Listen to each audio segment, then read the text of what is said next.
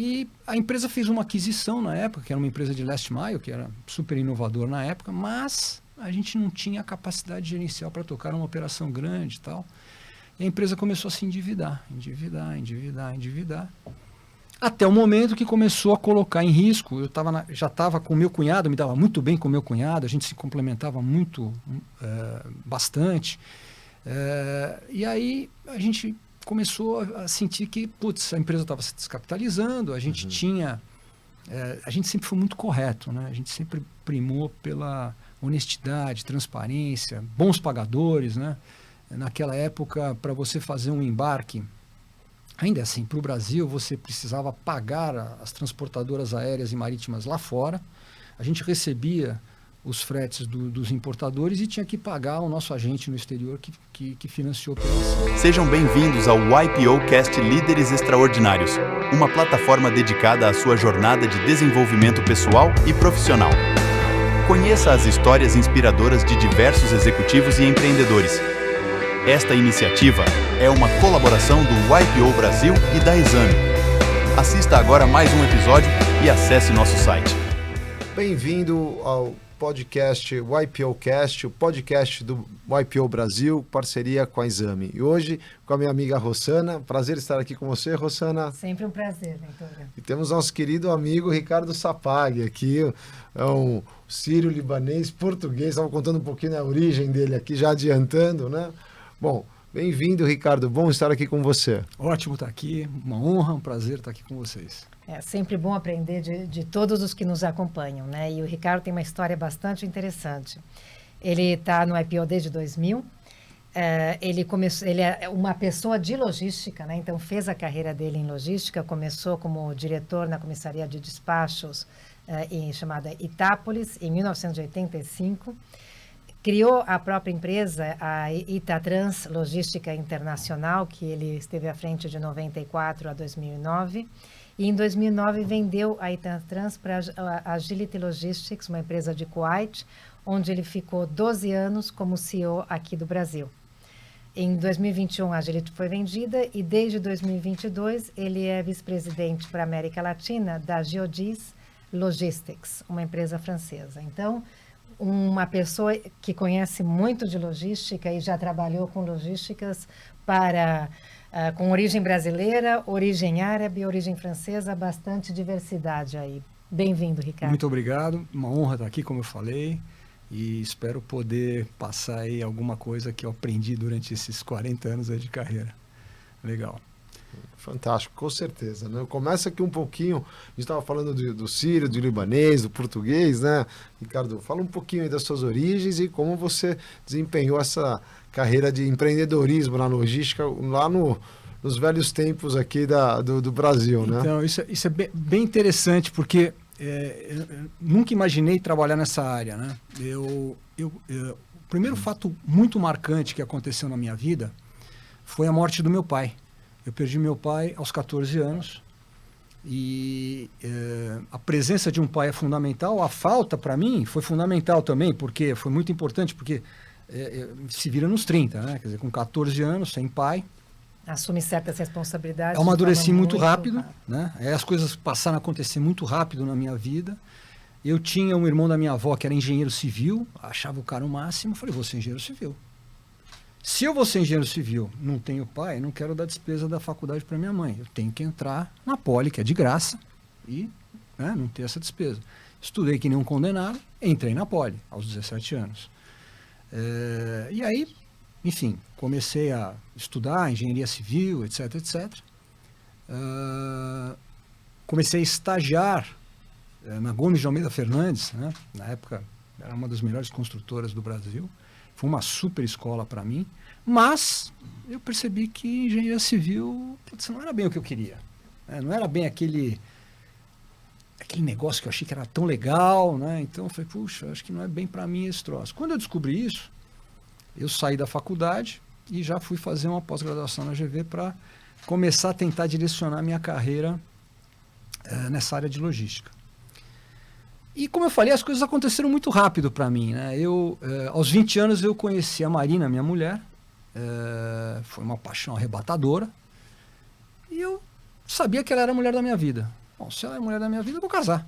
Né? Então, aos 22 anos eu casei. Né? Aos 24 tive o primeiro filho, aos 28 já tinha 3 filhos. Então é tudo assim, se é aquilo, vamos, mergulha de cabeça e faz. A minha vida é muito esse exemplo, né? E aí eu estava procurando alguma coisa para, enfim, sair da engenharia, né? Não era bem o que eu queria. E o meu sogro tinha uma comissária de despachos, me convidou para ir trabalhar lá na área financeira. Vem para cá, pô, você está procurando e tal. Fui, adorava ele, para mim. Ele foi o meu segundo pai, né? Eu achava, ele era um cara muito inteligente, muito honesto, muito trabalhador. Foi meu primeiro grande ídolo ali, vamos dizer assim, né?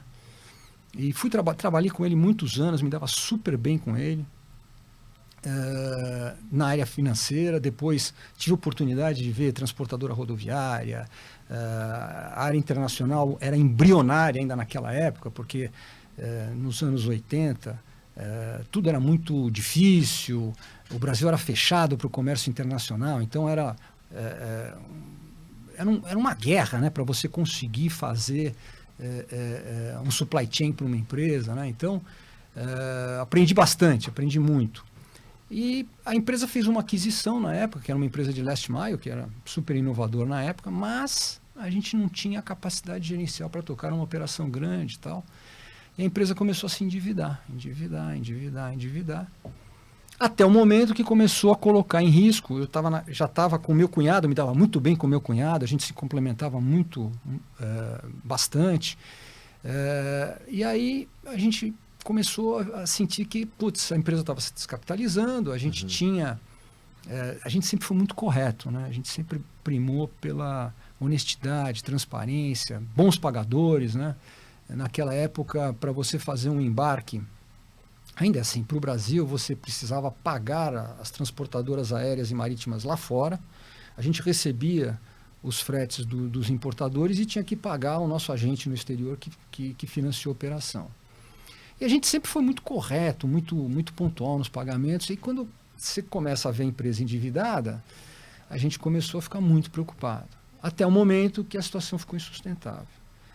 E aí, uma das soluções que a gente encontrou, essa empresa internacional era uma empresa pequena, era realmente embrionária. Mas nós falamos, bom, vamos tentar pegar sócios, porque a gente não tinha o dinheiro para comprar, meu sogro tinha um sócio na época. Nós não temos o dinheiro para comprar a empresa, mas vamos tentar achar alguns acionistas aí que queiram pôr dinheiro, alguns capitalistas que queiram entrar com dinheiro, e a gente raspa as nossas economias, tentamos fazer uma oferta para comprar essa divisão, capitaliza o restante do negócio e dá um fôlego para o resto tentar sobreviver. E aí a gente saiu passando o chapéu com conhecidos. Imagina, estou falando de 1994. Né? M&A não era um negócio tão enraizado como é hoje, que você até aprende na escola. Né? Era um negócio meio... Então a gente fez um paperzinho, né? Com receita, despesa, quanto que a gente acha... Business plan simplificado. Não, sim, era... Hoje eu teria até vergonha de mostrar isso para alguém. Mas na época a gente ia nos restaurantes, convidava o pessoal para almoçar, que a gente conhecia, falava, pô, investe com a gente aqui, é um bom negócio, tal, não sei o quê. Depois de muita cabeçada, né? A gente tem pessoas que a gente foi oferecer que nós estamos esperando a resposta até hoje. Né? A gente conseguiu 2 investidores, né? Que toparam aportar a grana. Eu raspei minhas economias, meu cunhado raspou as economias dele. Um sócio, um executivo nosso no Rio, que era um cara super competente, que agregava para burro no negócio, ele ficava no Rio.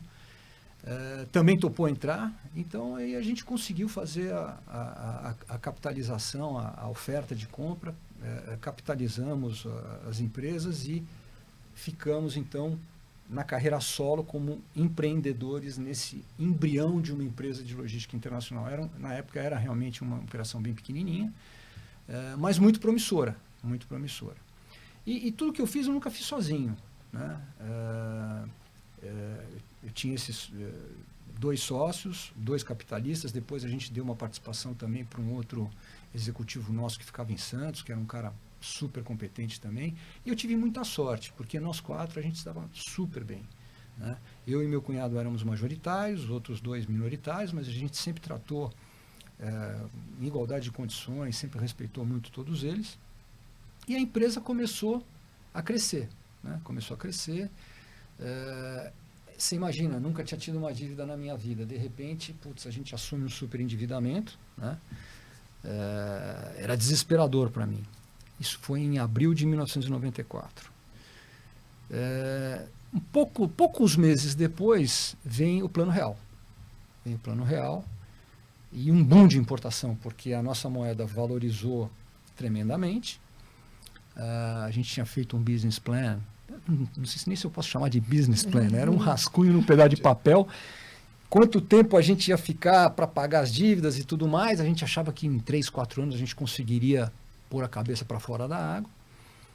Com a valorização do real, o Brasil começou a importar tudo. E a gente pagou a empresa em 6 meses. Foi um super sucesso, foi super legal, a gente ficou super contente, né? E começamos a tocar a vida. No ano seguinte, de novo, sempre com muita honestidade. Aquela época era uma época difícil no Brasil, era a época do bang bang, valia tudo, né? As empresas no nosso setor, que não eram multinacionais, se aproveitavam de uma geração de caixa forte, porque as empresas tinham que pagar os fretes lá fora, e a gente coletava os fretes aqui dos importadores e tinha que fechar câmbio para pagar os agentes lá no exterior. Muitas não pagavam, fechavam as portas depois de um ano, embolsavam o dinheiro e sabe-se lá aonde vão encontrar esse pessoal. Então, nós, com a nossa retidão, honestidade, trabalho árduo, a gente conseguiu fazer uma fama de bons pagadores, de gente séria, de gente confiável, eficientes aqui no Brasil, porque sempre foi muito difícil aqui no Brasil, né? Qualquer coisinha, qualquer engano, não vou nem falar erro, qualquer engano num documento de embarque, a carga ficava parada 15 dias, um mês, até você conseguir corrigir, né? Então a gente conseguiu realmente criar uma boa fama no mercado internacional de gente confiável aqui no Brasil. Aí um belo dia,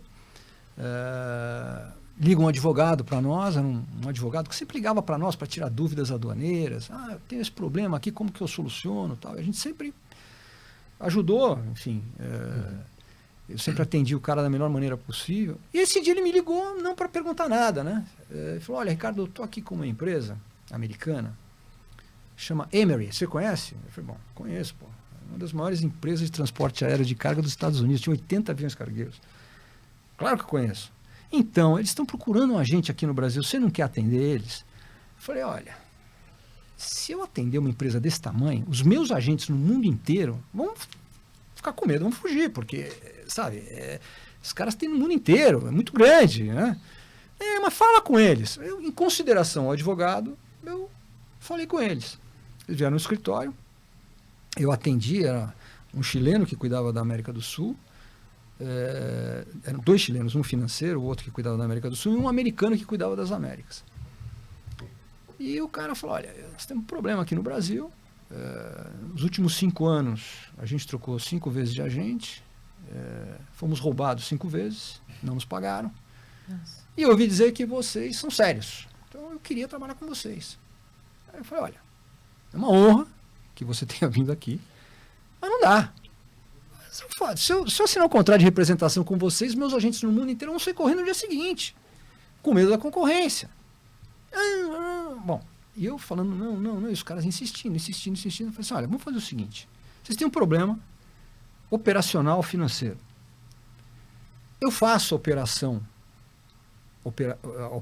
e a parte financeira, protejo o dinheiro aqui de vocês, mas não vamos nos envolver com a parte comercial, não vamos associar a nossa marca a vocês. Vocês fazem a parte comercial. O cara fechado. Podemos já mandar um embarque de amanhã para vocês? Pode. O cara pegou o telefone, ligou para Miami, falou, consiga aqui para Itatrans e tal. Tá bom.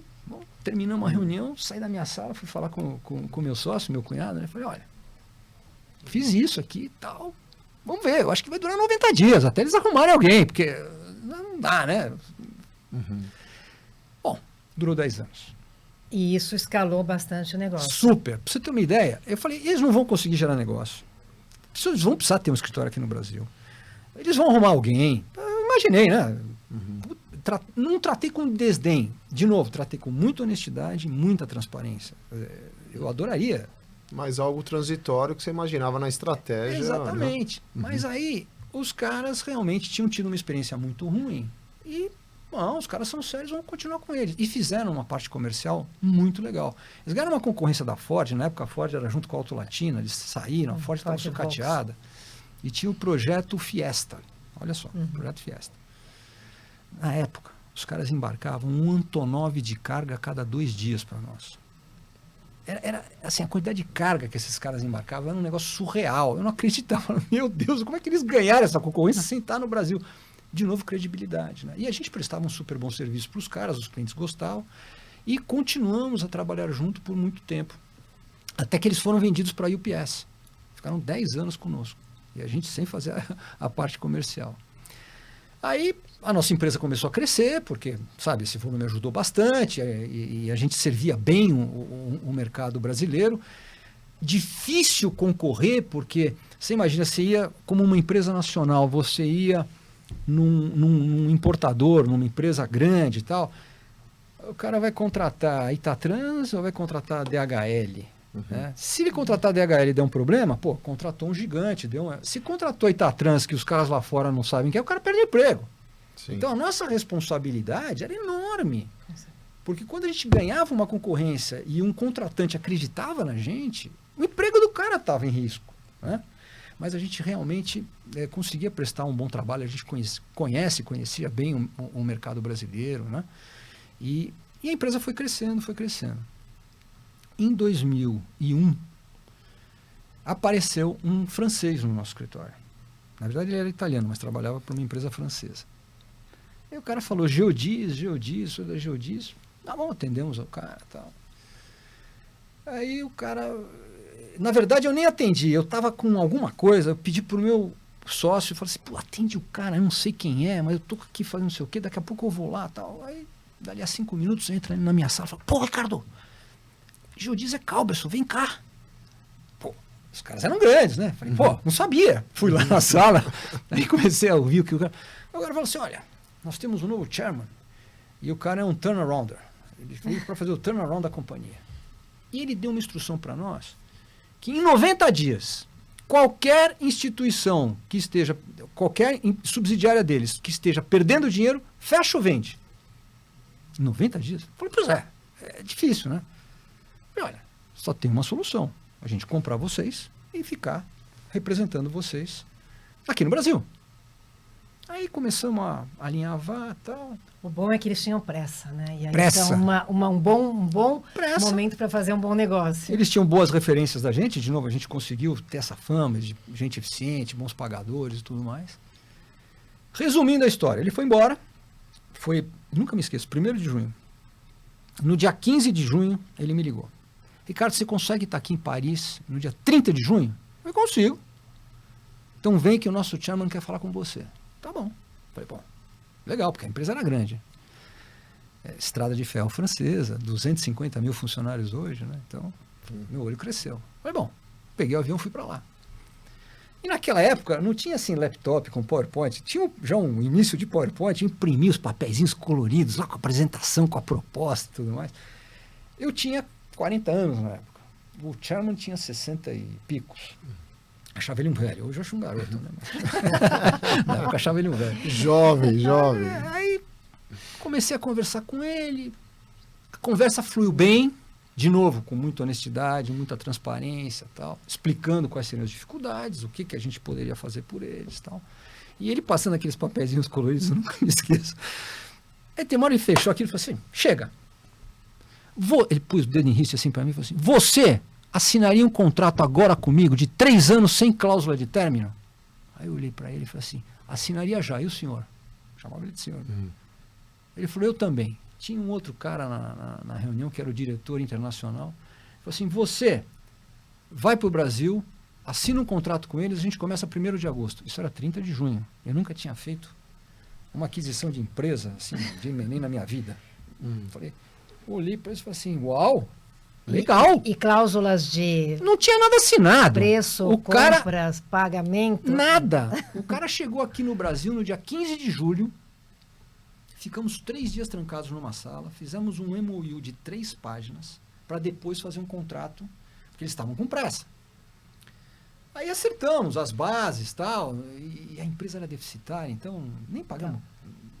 Pagamos um valor simbólico, Certo. era mais para incorporar o pessoal, a carteira de A clientes. operação, tal, que também isso é super complicado, a porque eles tinham integração. clientes franceses muito importantes, eles não podiam deixar na mão. Né? Bom, 1º de agosto a estreia, né? MOU assinado, esse MOU nunca foi substituído. Quase que um fio de bigode. Nunca foi substituído. Tinha algumas coisas, tinha algumas cláusulas dizendo não tem cláusula de término, 3 anos sem cláusula de término. Como que era a remuneração? Era assim, Básico. realmente aquilo que a gente acordou, a gente pôs no papel. Sem aquelas cláusulas estrombólicas que advogados colocam e tal, mas representava o acordo. Né? No dia 1º de agosto começamos. Eles tinham 50 funcionários no Brasil. Apareceu um para trabalhar. Sério. E o sistema deles zerado, não tinha nada no computador. As cargas começaram a chegar, a gente não tinha os contatos dos clientes, quais eram as condições. Se viram nos 30, a gente virou noite para atender.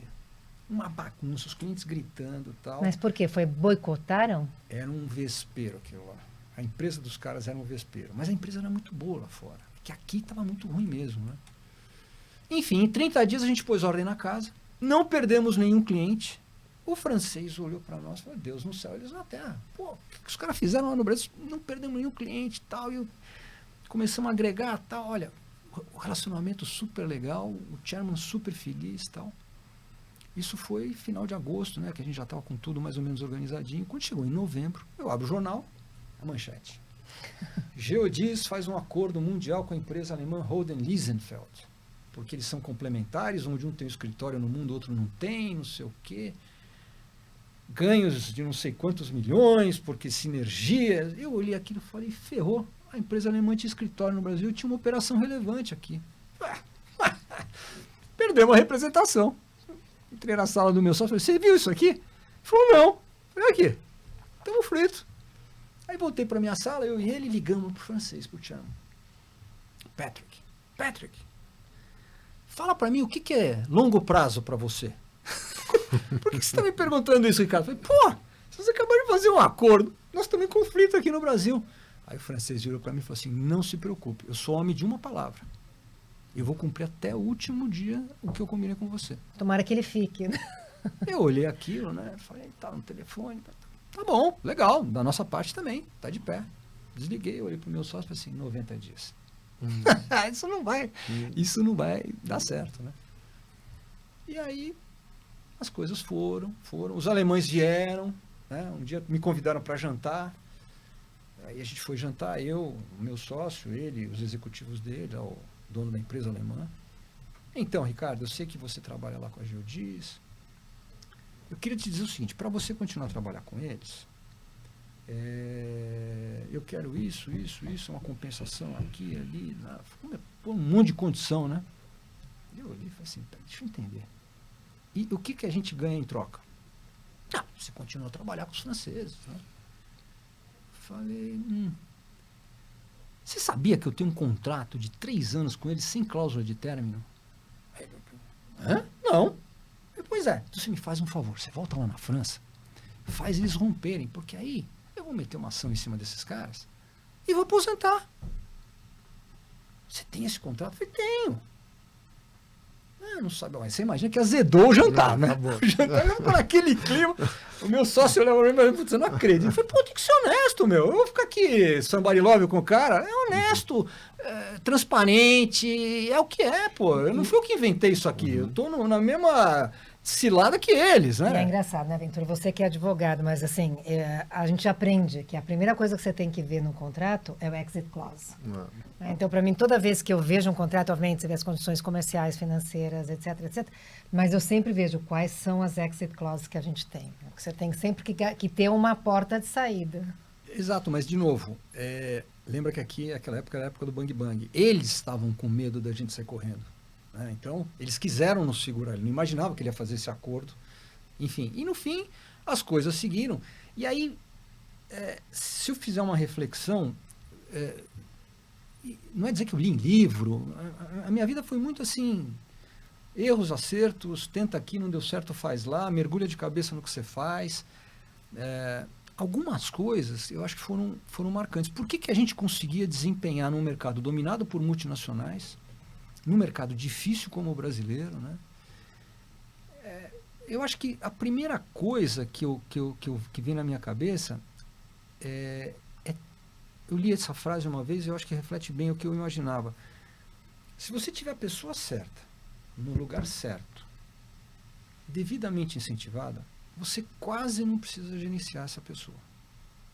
E eu acredito piamente nisso. A gente tinha escritórios no Brasil, com gente que a gente treinou, que a gente confiava, que estava no lugar certo, com o incentivo certo. E a gente gerenciava muito pouco esse pessoal. E as coisas fluíam e a gente crescia. E eles traziam um negócio. Então, isso é um negócio que é totalmente diferente da minha vida atual, que todo mundo quer fazer o microgerenciamento de todo mundo, reuniões intermináveis que ninguém decide nada. A gente sempre delegou muito. As decisões eram rápidas. Outra coisa que eu sempre fiz, trabalhei sempre de porta aberta. Reuniões com 10, 15 pessoas eram raras no nosso escritório. Raras. A gente sempre... Tá com um problema? Vem cá. O cara entra, senta, precisa de alguém mais para decidir, liga para a pessoa, chama a pessoa, decidiu, pum, faz. Rápido. Agilidade. Tomou a decisão errada? Aprendemos. Mas toma a decisão. Não embroma, não estica. Decisão, a gente está aqui para tomar a decisão. Se ela foi errada, nós vamos aprender com a decisão errada. E se ela foi certa, a gente tomou a decisão rápida, certa, e vamos colher os frutos disso aí. Então, eu acho que a gente tinha um time muito bom. Quando nós vendemos a empresa, nós tínhamos pessoas com mais de 30 anos trabalhando conosco. Mais da metade da empresa há mais de 15 anos. Assim, não é fácil você encontrar um negócio desse numa empresa local, porque você imagina que o glamour de trabalhar numa multinacional é muito maior do que numa empresa local. Mas essa combinação de trabalho árduo, a gente sempre trabalhou dando exemplo. Eu era o primeiro a chegar, o último a sair. Sabe, se o feriado tinha uma ponte, eu vinha na sexta-feira trabalhar. Porque a gente precisava estar aqui, porque a alfândega funciona, porque os embarques chegam. Eu estava lá na sexta-feira. Né? Então eu não estava exigindo que o meu funcionário viesse na sexta-feira e eu ia para a praia. Não, eu estava junto lá com os caras. Então isso nos ajudou muito. Né? E as coisas... Nós continuamos com esses franceses, os alemães não muito contentes. Quando começou a chegar perto do final do terceiro ano, o francês me liga lá, o chairman. Ricardo, dá para você vir aqui para Paris? Eu falei, dá. Então vem cá, precisamos conversar, o contrato está terminando, tal, não sei o quê. Eu falei, carambola, lá vem, né? O que eu vou fazer? Fui para a França, sentei na frente dele, entra o alemão. Né? Aí ele me apresentou para o alemão, mal sabia ele que eu já tinha tido aquele jantar não muito amistoso com o cara, né? Aí começamos a conversar, tal, aí ele falou, bom, olhou para o alemão e falou assim, a gente trabalha com a Etatrans no Brasil, nós gostamos muito deles, gente séria, competente, queremos continuar a trabalhar com eles. E a gente tem um contrato com vocês que é conflitante, porque vocês têm no Brasil também. Nós precisamos achar uma solução. Eu falei, meu Deus do céu, o que vem, né? Aí o alemão vira para mim e fala assim, olha, Ricardo, esses 2 anos e meio aí a gente tem ouvido falar muito bem de vocês. Eu acho que a gente pode fazer alguma coisa juntos lá no Brasil. Eu falei, meu Deus, e agora, né? Aí o francês olhou para mim, a bola agora está com você. Eu falei, ferrou, e agora? Bom, aí terminamos a reunião, saiu eu alemão da sala, Matias, nunca me esqueço. Aí o Matias virou para mim e falou assim, eu vou para o Brasil semana que vem. Eu falei, por semana que vem não estou de férias, daqui a 15 dias. Daqui a 15 dias ele veio para o Brasil, a gente sentou e esboçamos uma joint venture. Sinceramente, eu não tinha nem muito conhecimento jurídico de como fazer uma joint venture, mas de novo, no fio do bigode combinamos como funcionaria, como seria a remuneração de cada parte. Para nós era uma boa, porque a gente conseguiria colocar na nossa identidade algo mais internacional e multinacional que a gente não tinha, então a gente teria acesso a contas maiores, né? E os caras não ganhavam dinheiro aqui no Brasil, tinham a chance de ter, né, uma operação eficiente aqui. Chegamos a um acordo, fizemos a joint venture, aí nessa teve contrato, não foi um MOU, foi um contrato com advogado. E aí nessas vocês ficaram com a operação, com a parte operacional do negócio? Nós ficamos com tudo no Brasil e pagávamos uma remuneração para eles lá fora e passamos a agenciá-los nos países que eles estavam com escritório. Né? E foi um super sucesso. Esse alemão virou meu best friend, trabalhamos juntos anos, conquistamos diversas contas alemãs importantes e tal. E aí, a vida fluindo, empresa crescendo, meus filhos crescendo, eu tinha muito medo da sucessão na empresa, falei, se me acontece alguma coisa, esse não é um negócio fácil, porque é um negócio de alto giro de dinheiro e baixíssima margem. As margens são muito baixas. Então, é assim, administração de caixa, risco cambial enorme no Brasil, imagina, inflação, câmbio flutuando, chacoalhando, tudo quanto é jeito, você recebia, ainda hoje, né, recebe em reais, tem que fechar o câmbio para pagar os fretes, enfim, em uma semana, se você bobear, você pode perder mais do que a margem do embarque que você fez. Então, eu tinha muito receio de acontecer alguma coisa e meus filhos terem que herdar uma empresa que eles não tinham a menor ideia do que era. Então, minha filha veio trabalhar comigo, um filho veio trabalhar comigo, o outro quis seguir como advogado, e comecei a treiná-los, né? Negócio e tal. Mandei o meu filho que estava comigo, foi trabalhar, morou em Hong Kong 1 ano para aprender com os chineses, né? Naquela época a gente já admirava muito os chineses, como uma cultura diferente, trabalhadores, eficientes numa maneira diferente, né? A palavra compliance para eles significa dá ou não dá, não é? Ainda mais naquela época, né? Então era um bicho diferente, né? Então foi interessante entender um pouco a cultura deles, né? E o nosso negócio me cativou, porque se acorda falando com a Europa, por causa do fuso. Na hora do almoço está falando com os Estados Unidos, à noite está falando com a China.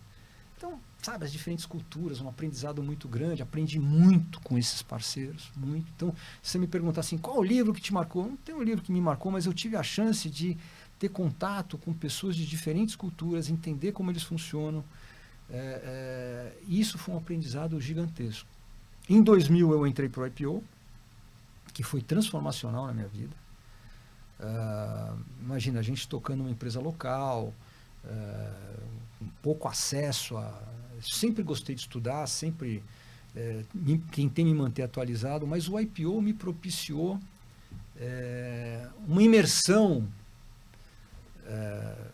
de aprendizado, de contato com mentes brilhantes, com histórias de sucesso, e até histórias de insucesso também, que você acaba aprendendo, né?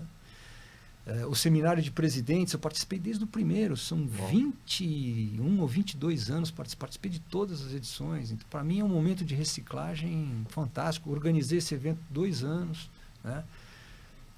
O IPO me encantou, eu trabalhei muito para o IPO, fui chairman, membership, education, organizei family seminars, enfim, fiz de tudo um pouco, porque toda vez que eu me dedicava para o IPO me dava muito mais em troca.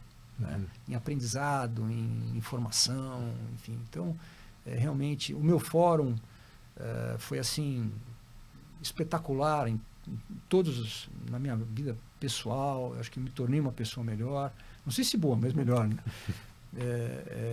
Como profissional, meus filhos participam, então minha mulher bastante também. Então, teve uma presença, teve um papel muito importante na minha vida, né? E empresa indo, crescendo, tal, evoluindo. A gente, em 2007, aparece um sujeito lá, um broker de M&A. Olha, tem uma empresa querendo comprar uma empresa aqui no Brasil, queria falar com vocês, tal. Eu já estava com 2 filhos na empresa. Falei, putz, que eu vou falar com os caras? Não quero vender empresa. Aí olhei para o meu sócio, meu cunhado, né? Você quer vender? Não. Mas um não, como quem diz, se pagarem bem eu entrego, né? Não. Vender eu não vendo. Eu não tenho interesse. Vamos falar com os caras. Esquece esse troço. Aí ele... Eu tenho um perfil, eu não tenho paciência para ficar jogando conversa fora. Não tenho. Eu, assim, quando as pessoas chegam para mim, se a história é muito longa, eu já falo, o problema é esse, né? Bom, e quais são as opções? So what, né? Você já vai na transparência, já vai direto, né? Sabe, rolando lero não é comigo, eu gosto de... Né? Eu falei, pô, vou sentar com os caras, não tem interesse em vender, né? Para que tomar o tempo deles? Tal? Eu falei, mas vamos jantar com os caras. Meu cunhado é o oposto de mim, né? Ele gosta de um papo, de uma prosa, tal. É uma qualidade dele, né? Você abre opções. Ele abre opções. Eu já sou mais esse é o caminho, mergulha de cabeça, vai e tal, não sei o quê. Aí eu falei, tá bom, vamos jantar com os caras. Vamos jantar com os caras. Era essa empresa do Kuwait, chamava Agility. Eles estavam montando um network internacional, tinham comprado empresas no mundo inteiro em 2 anos, tinham feito 40 aquisições e faltava o Brasil. E aí começamos a conversar com eles, a conversa fluiu super bem, super bem. Aí nós saímos do jantar, meu cunhado olhou para mim, eu gostei. Eu falei, olha, eu também gostei.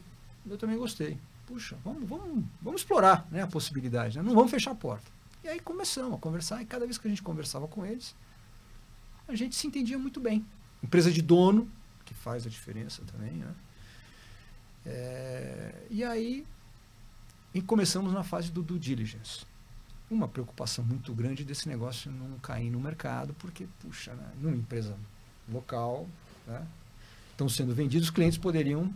E além do que, você tinha grandes parceiros internacionais também. E aí minha filha ajudou muito. Como ela estava na área financeira, eu peguei ela e falei, olha, você vai cuidar disso aqui, os dados, não deixa transparecer. Conseguimos fazer tudo de forma muito sigilosa. E aí começamos a discutir e tal. Chegamos numa ideia de preço, de condições e tudo mais. E aí vem a crise de 2008. A crise de 2008. Paramos de conversar, porque aí era um salve-se quem puder. A gente ficou desesperado. O que vai acontecer com o mundo, né? Eles também, operação no mundo inteiro, né? Tinham acabado de fazer 40 aquisições, você imagina o desespero dos caras. E aí, a gente tinha 2 opções. Reduzir o quadro tremendamente ou apostar que isso era passageiro, né? Aí você olha para o time e você fala assim, pô, tem gente com a gente há 30 anos aqui, que nós treinamos, a pessoa certa, no lugar certo, incentivada, produzindo. É o seguinte, se a gente tiver que ficar 1, 2, 3 anos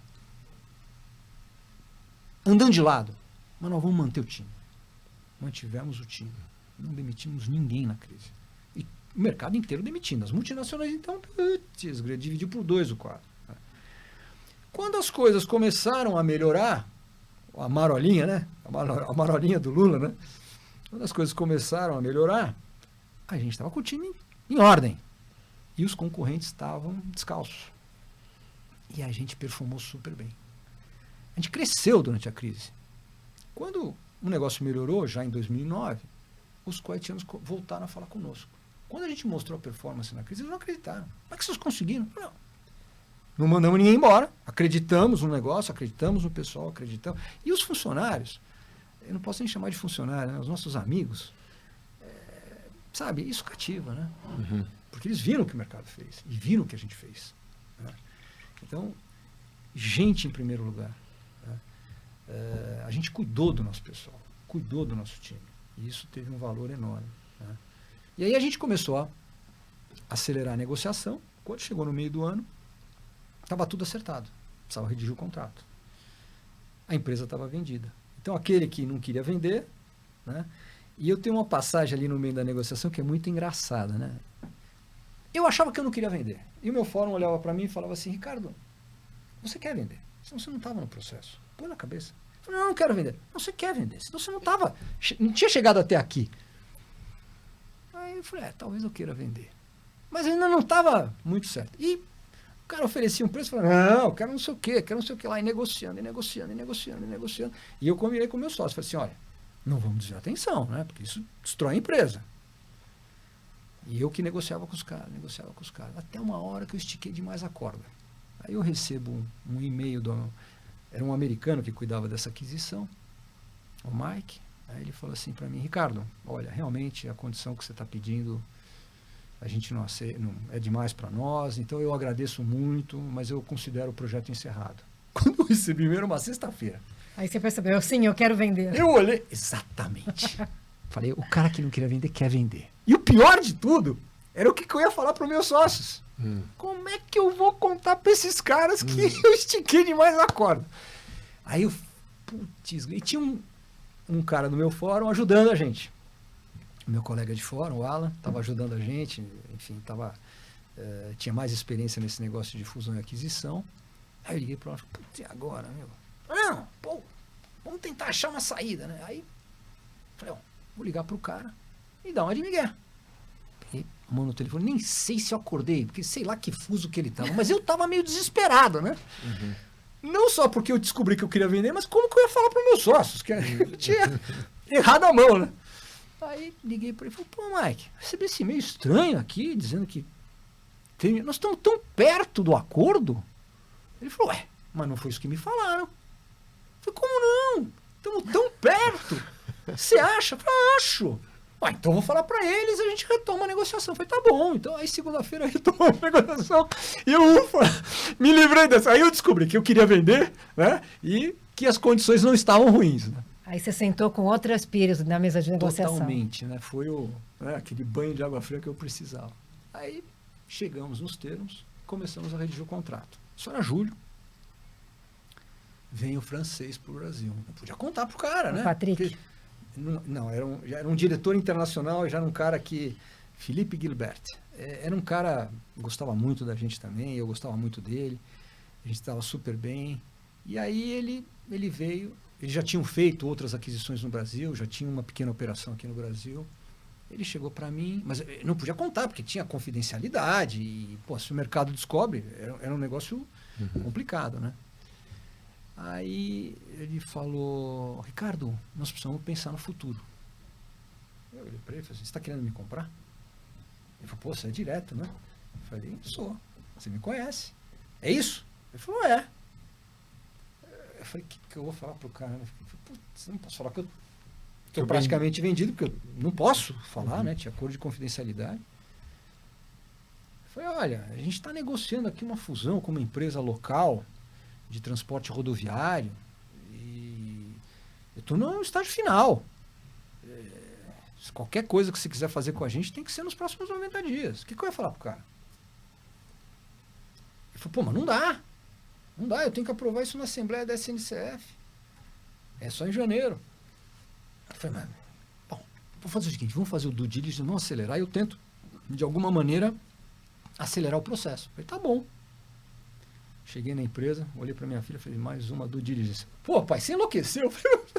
Falei pro meu sócio, falei, não dá, se eu falar pro cara que não, primeiro, eles vão romper conosco, segundo, vão achar que tem, né, ou podem achar que nós estamos vendendo a empresa. Bom, fizemos outra due diligence. Acertamos as condições com os caras. Nós chegamos em novembro, a gente estava com o contrato redigido com os kuwaitianos, só faltava assinar, e os termos acertados com os franceses, que era uma condição financeira mais vantajosa do que os kuwaitianos. Além do que a gente já conhecia os franceses, era sair chutando pro gol. Só que precisava esperar janeiro para aprovar na Assembleia Geral da SNCF. Imagina uma Assembleia de uma estatal. Isso aqui, eu ia ter que falar para os kuwaitianos, porque não tinha mais o que falar, né? Aí chamei meus sócios e falei, bom, vocês decidem. Nós temos um passarinho na mão e um aqui voando. Não, vamos fazer com os kuwaitianos. Aí tomamos a decisão de vender para os kuwaitianos. Acho que foi uma super decisão, porque foi muito legal. Vendemos a empresa. Quando eu contei para os franceses, de novo, por que você não me falou? Eu falei, porque eu não podia. Tinha um acordo de confidencialidade e a gente não podia esperar até janeiro, porque, pô, mas e agora? Nós temos tantos negócios juntos. Eu falei, faz o seguinte, de novo, honestidade, transparência, pragmatismo. Eu acredito muito nisso. A gente não precisa, não fiz isso para ferrar ninguém. Os contratos que a gente tem, a gente vai cumprir. Ah, você tá louco, os caras não vão te deixar. Eu falei, você não topa? Eles falaram, eu topo. Né? Então, eu vou conseguir aprovar isso aí. Tenho certeza que eles vão confiar em mim. Aí peguei, fui falar com a empresa que tinha nos comprado, expliquei a situação, falei, os caras sempre foram muito honestos com a gente, não tem por que a gente cuspir no prato que comeu, né? vamos cumprir esses contratos dos serviços com esses clientes. Tem contratos que vão vencer daqui a 2 anos. Até lá, depois a gente vê o que faz. E eles me deram carta branca para fazer. Voltei para eles, para os franceses, falei, não, vamos trabalhar junto. Eles não acreditaram muito. Honramos todos os contratos até o final. Cada contrato que vencia, cada um entrava na sua concorrência independente. Mas enquanto aqueles contratos estavam em vigor, a gente trabalhava junto. E realmente os caras falam, puxa vida, o cara tem palavra, né? Isso é uma coisa. Aí fala muito dos seus valores, né, valores, Ricardo? né? Porque você falou de várias coisas como transparência, honestidade, decisão rápida. Então, conta um pouco disso também, né? De como esses... E uma coisa que me surpreende é que você trabalhou com todas as gerações familiares, né? Você trabalhou com o seu sogro, com o seu cunhado, com a sua filha, com o seu filho. Então, essa capacidade, e com culturas diferentes, essa capacidade de conciliação, né? De se dar bem e cumprir, independente das relações, das gerações e das culturas. Esse é um negócio muito legal, né? Eu me lembro que quando eu falei no meu fórum que eu ia trazer meus filhos para trabalharem comigo, você é louco, eles têm que não sei o quê, eles têm que trabalhar, pô, eu contrato funcionário aqui, a gente treina que nem um camelo para ensinar os caras. Faz 20 anos que eu estou treinando essa meninada em casa, deixa eu trazer eles para cá, pô. E seus sócios também trouxeram ou só vocês? Trouxeram. Assim, os meus eram mais velhos, né? A minha vida sempre foi mais rápida do que a deles, né? Então os meus eram mais velhos, entraram primeiro. E a gente sempre, enfim, deu certo, né? Porque a gente tratava com profissionalismo, pelo exemplo, né? Uhum. Então o meu filho tinha que ser o primeiro a chegar, o último a sair, para dar o exemplo, né? Uhum. Então isso era uma preocupação muito grande. E ainda tinha o terceiro filho, que estava estagiando no escritório de advocacia, que era o nosso advogado na venda. Então eu tinha 2 filhos trabalhando na empresa e um cuidando do contrato. Ou seja, e eu nunca tive problema de trabalhar com os filhos. A minha filha, quando a gente vendeu, acabou saindo, porque, enfim, não era isso que ela gostava, tal. E meu filho gostava da atividade, continuou conosco até hoje. E é engraçado que até hoje a gente trabalha na mesma empresa juntos. Ele não responde para mim, mas a gente está na mesma empresa, né? Então, é a terceira empresa que vocês trabalham juntos. Terceira empresa que a gente trabalha junto. Então, é possível, sim, você trabalhar de forma eficiente e sem atrito com os filhos. De novo, com transparência, dedicação, exemplo, respeito, né? Respeito. Eu soube enxergar os meus filhos crescendo e se tornando bons profissionais. Então, eu passei a ouvi-los também. Então, isso é um negócio que é importante, porque quando o pai não ouve o filho, o filho vai deixar de ouvir o pai também, né? Então, isso foi uma experiência muito bacana, da qual eu me orgulho muito, né? E aí, a gente tinha que ficar 2 anos nessa empresa, na Agility, que nos comprou, na empresa coitiana, né? E a gente, de novo, quando eu entro num negócio, eu ponho a alma. Você acabou ficando 12 anos trabalhando com os coitianos. Razão, emoção. E os caras brincavam comigo, que às vezes eu brigava com eles, assim, de grito, de bater na mesa, porque eu defendia aquilo que eu achava. E o dono da empresa olhava para mim e achava muito legal, porque eu não estava fazendo aquilo em benefício próprio, eu estava defendendo uma ideia que eu achava que era o correto para a empresa. Então, eles gostavam da gente, gostavam muito da gente. Não mandaram nenhum gringo para cá. Nem financeiro. Você entrou nos negócios dizendo que ia ficar 3 meses, no final você construiu um relacionamento de longo prazo. Aí no segundo ano, quando a gente sacou o nosso escrow, a gente sacou 100% do escrow. Eles não deduziram 1 centavo. Porque tudo que a gente prometeu, a gente entregou. Excelente. Aí a sede era na Suíça, eu fui para a Suíça, cheguei lá para o presidente da companhia, que era um dos acionistas, falei, missão cumprida, né? A empresa está entregue, agradeço tudo. Como assim? Onde você vai? Cuidar da minha vida, né? Não, sua vida é aqui. Issa Al-Saleh, o presidente. Um cara sensacional. Um coração, um cara, um ser humano grande. Não! Vocês vão ficar. Não quero, vocês vão ficar aqui. Vocês são parte da família. Tá bom. Acertamos as bases, voltei para o Brasil, chamei os meus ex-sócios, falei, olha, essa condição que eles estão propondo é uma condição legal, não tem nenhum gringo aqui, business as usual. Continuamos. Vamos continuar? Todos toparam. Continuamos os 4. Nenhum gringo veio durante 12 anos. Crescemos enormemente. Chegamos a ser a segunda maior empresa embarcadora de transporte marítimo para o Brasil. Fantástico. Incrível. Incrível, incrível. Crescemos muito. Foi assim, um super negócio. Até um dia, eu tomando café, toco o telefone, era meu filho. Pai, você já viu as novidades? Eu falei, não. A Agility foi vendida. Eu falei, não brinca. Aí, vou lá ver as notícias, já estava nos WhatsApp, todo mundo bombando, né? Porque a Europa começa antes. Os caras foram vendidos para uma empresa dinamarquesa que tinha uma operação muito grande aqui no Brasil. Aí foi um grande baque para mim, né? Porque é como se alguém tirasse o seu brinquedinho e falasse, agora não é mais seu, né? Muito obrigado por tudo. E meio que da noite pro dia, né? Da noite para o dia. Em um mês eu entreguei tudo, estava tudo em ordem, empresa super redonda. E saí. E tinha um não-compete de 6 meses. Meu filho saiu também, enfim, outros executivos saíram, meus sócios também saíram. E aí, depois do não-compete, os franceses me fizeram uma proposta, pô, vem trabalhar com a gente. Vem trabalhar com a gente, vem cuidar de América Latina. E eu aceitei, né? Estou cuidando da América Latina para a Geodice, né? E a vida que segue. Então, aí continuamos excelente. no... Longos relacionamentos. Rosana, a gente está aqui ouvindo o Ricardo, né, um storytelling, ele deu uma aula de MBA de gestão, longe de disso. cultura, de M&A, de habilidade de negócios. Então, nosso ouvinte hoje no podcast, né, a gente quase nem precisou perguntar nada e interagir. E eu estou pensando aqui, ouvindo, eu falei assim, deixa eles interpretarem o que o Ricardo contou aqui, né, que é uma história de vida com uma grande habilidade gerencial, executiva, perspicácia, né? E achar soluções inimagináveis para momentos desafiadores do alemão, do francês, das vendas. Meu. Fantástico. Obrigado, parabéns, obrigado, Ricardo. Olha, obrigado. E também, como você colocou, de convivência, né? Sucessão com os filhos. Né? E hoje mesmo você está falando que você está na Geodiz, né? Com um filho... par seu em áreas diferentes, né? Que é incrível isso, né? É incrível. Inclusive, quando a gente entrou, o pessoal ficou meio chocado. Né? Pô, pai e filho? Porque, assim, compliance hoje todas as grandes empresas, todas as empresas têm. Mas você imagina que numa empresa francesa isso é exponencial, né?